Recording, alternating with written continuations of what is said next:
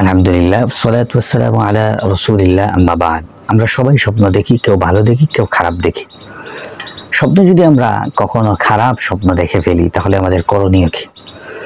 কারণ খারাপ স্বপ্ন দেখলে পরে এটা যদি ব্যাখ্যাও সত্যি খারাপ হয় তাহলে কিন্তু আপনার জীবনে এর একটা প্রভাব পড়বে।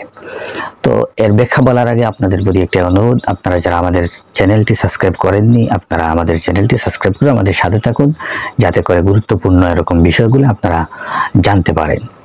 তো আপনি যদি খারাপ স্বপ্ন দেখেন তাহলে যখনই ঘুম ভাঙবে তখন আপনি বাম দিকে থুতু নিক্ষেপ করবেন অথবা মাটিতে থুতু নিক্ষেপ করবেন, এটা হচ্ছে এক নাম্বার। দ্বিতীয়ত হচ্ছে আপনি পার্শ্ব পাল্টিয়ে পরিবর্তন করে ঘুমানোর চেষ্টা করবেন। তৃতীয়ত হলো আপনি 100 বার ইস্তেগফার পড়বেন আল্লাহর কাছে। আর তৃতীয় হলো যদি পারেন তাহলে ওযু করে 2 রাকাত নামাজ পড়ে আল্লাহ পাকের কাছে এটা চাইবেন যে আল্লাহ, আমি যে স্বপ্ন দেখেছি এটা যদি আমার জন্য ভালো হয় তাহলে তো আপনি দিয়ে থাকেন, কারণ অনেক সময় স্বপ্ন যা দেখেন ব্যাখ্যা কিন্তু উল্টা হয়।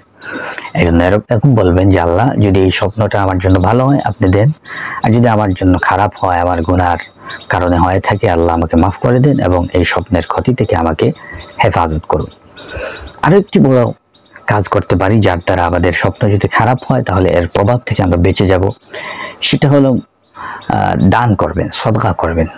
যে আল্লাহ, আমি যে স্বপ্ন দেখলাম এটা যদি খারাপ হয়, এই সদকার বিনিময়ে আমার উপর থেকে সেই খারাপ প্রভাবটা অথবা যে মুসিবতে আমি পড়তে যাচ্ছি এটা থেকে আমাকে উদ্ধার করুন।